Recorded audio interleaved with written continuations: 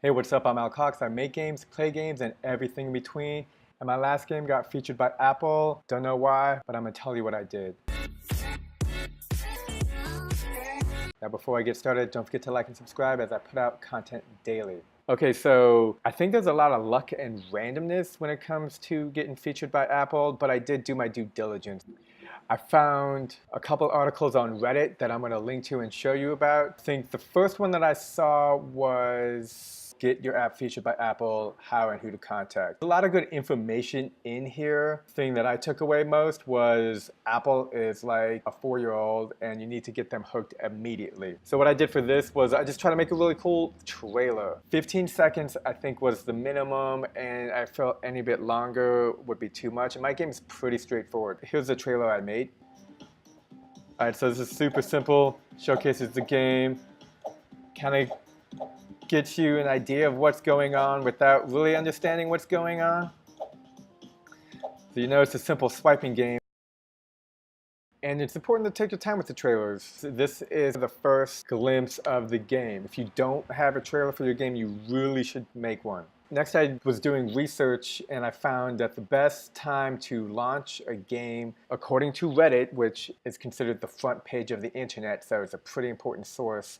Here's an article that says the best time to release a game is in the summer. So I had actually finished Color Swipey somewhere early August. Reading this, I knew that Labor Day was coming up because that happens to also be my birthday, and it's going to be a 3-day weekend. Why not launch the game the Wednesday before a 3-day weekend? Makes sense to me. Game's pretty much finished. Need to do some marketing, although I don't know what that means, but I figured I would figure it out. So I completed the build, I submitted it to Apple. The next thing I did was a pre-order. Here's a really good article by Aptamin. This article talks about pre-orders. What is important here, automatic downloads on launch day. So basically, if you can get X amount of people to pre-order your game, this many people will download the game the day it comes out, which is great. If you know anything about launching a game, usually when you launch a game the day it comes out, nobody downloads it. Nobody knows about it. It's a whisper. But that's the process. That's just how it is. My rationale was get the game on pre-order. I have 2 weeks. Try to get 100 people to pre-order my game. What did I do? I created an Instagram account for Color Swipey. Okay, so there's like some hot chicks I'm following. Honestly, what I did is I just went to the game Color Switch, because my game might have a similar vibe, but it's a completely different gameplay mechanic. So I created an Instagram account. I created a Facebook account. I created a Facebook account. I created a Twitter account. Then I linked them all up to my Instagram, and they should be posting at the same time, but they don't because technology doesn't always work the way you want. I am following 3,000 people. I did this by manually going to Color Switch, looking at the followers, finding out who is active, and then just following them. This literally took 2 weeks to get this many people, if not more. At the same time, I'm not spamming, but I'm letting people know on my Facebook, my Twitter. I'm like, hey, check out this game. I got it on pre-order. At one point, I'm literally just going up to random people on the subway, asking if they would like to play my game. They say no, because I'm just a weirdo, I guess. I don't know. My games. I want to say I asked about 10, 15 people until I just kind of stopped. I'm definitely excited to go back to Asia, where there's a lot of people playing games all the time, and I think I'll get more of a yes response. But anyways, my point is I'm literally asking random strangers on the street to play the game. You see, when people are playing your game, they didn't give me my game back immediately. Like they kept playing my game. They were trying to figure it out. They kept playing it. Usually when I give someone my game, they'll play it for 3 seconds and then they'll stop.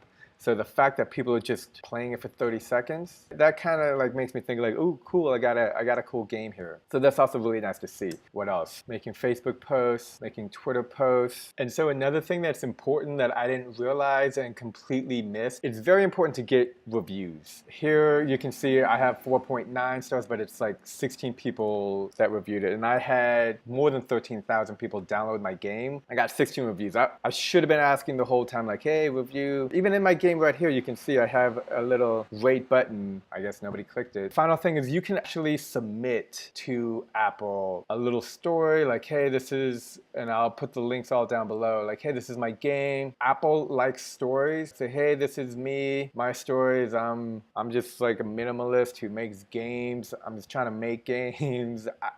I don't know. I didn't fill this out because Color Swiper took me a month to make, and it was a lot of work. Had a lot of fun making it. My little goal was to make it in 1 week, but it took about a month, and the game is pretty dope. When I was finished with the game, I didn't want anything. I just wanted to put the game out, walk away. Like, people talk publishers and all this stuff. This is my 5th game, and my goal is to just make more games. I think when I'm on game number 50, then I'll have a bigger, better idea of what to do, what's going on. But I'm on game number 5. This is the first time I've ever been featured. I didn't expect it. If I had to do it all again, I would definitely fill this out. Like, plan for this. Like, you need to plan at least 3 weeks to a month before you plan to release the game to do the minimum, at least everything I just said. Minimum. Because the hardest thing, once you finish making a game, you're literally 50% done. The other 50% is marketing.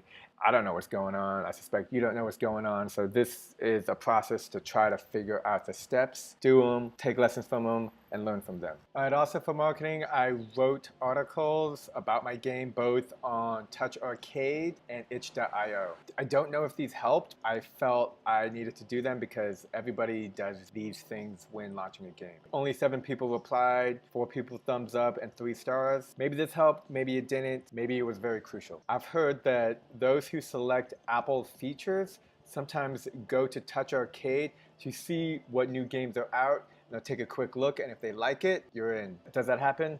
I don't know, but I'm definitely putting up my article just in case. Lastly, I think there's this really good book on Reddit. Again, I'll leave links down below. This dude has gotten millions, 2.5 million downloads on his games, and he literally wrote a book. And this guy's super cool because I've actually messaged him 2 years ago. I'm like, I just want to make games, and he's like, just do it, like get on it. And that's literally what I tell people now, because there's only one way you're gonna make a game, and that's like 1 step at a time. Check out this book. I'm definitely reading it, and if you like this video, don't forget to like and subscribe. I'll see you next time. Thanks for watching.